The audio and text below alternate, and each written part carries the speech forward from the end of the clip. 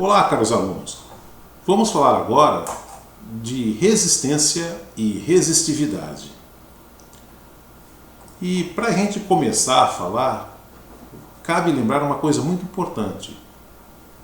Aquele dispositivo que existe no chuveiro que faz a água esquentar não é resistência. Aquilo chama-se resistor. Resistor é um dispositivo eletrônico, um dispositivo elétrico que nós utilizamos em alguns aparelhos. Então é um resistor. A resistência é um efeito que acontece quando os elétrons, há um fluxo de elétrons, por exemplo, num fio, uma corrente elétrica. Pois os elétrons, quando eles estão se movimentando por um fio, eles começam a colidir com os átomos desse fio. Há uma colisão com os átomos, há umas barreiras que eles têm que vencer, e essa é uma resistência que eles têm que vencer a essa passagem de corrente elétrica. Então, resistor é o dispositivo, resistência é um efeito que acontece devido à passagem de corrente elétrica. E como que a gente pode quantificar essa resistência, descrever essa resistência? Existe uma expressão matemática para isso? Existe, porque existem alguns fatores preponderantes. Por exemplo, dependendo do material que eu uso, por exemplo, aqui eu tenho um fio, um fio de cobre. Então tem uma extensão, uma parte de uma extensão e um fio de cobre. Então o cobre ele tem algumas propriedades elétricas.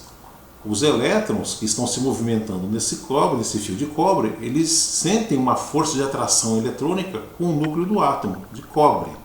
Se eu utilizasse um fio de alumínio, a resistência seria outra. Um fio de prata, a resistência seria outra. Um fio de ouro, a resistência seria outra. De ferro, outra.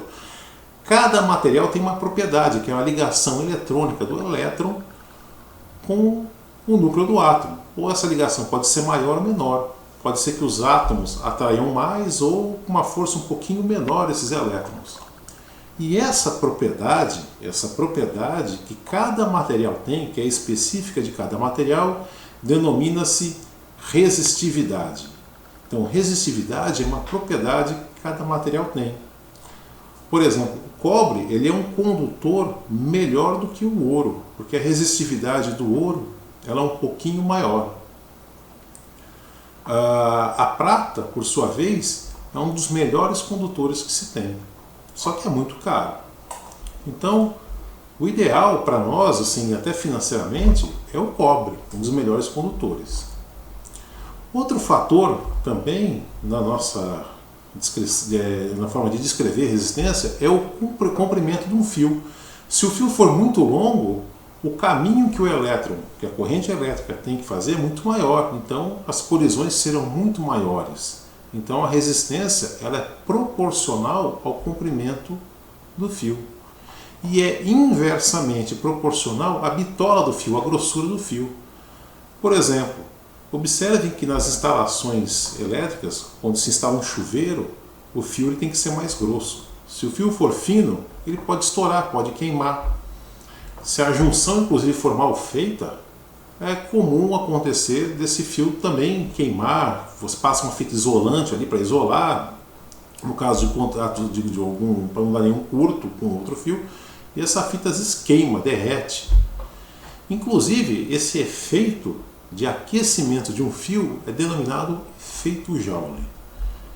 Então, no material que eu enviei para vocês, eu estou falando a respeito de resistência e resistividade, fiz algumas ilustrações, coloquei as equações, fiz exercícios, e esse é o último vídeo que eu envio para vocês.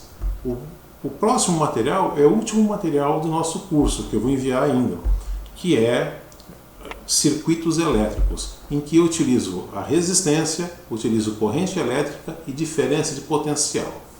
Então, bom estudo a todos, e se vocês tiverem alguma dúvida, é só me chamar pelo WhatsApp, nós marcaremos um horário, e nos horários de aula eu estarei presente. Felicitações a todos!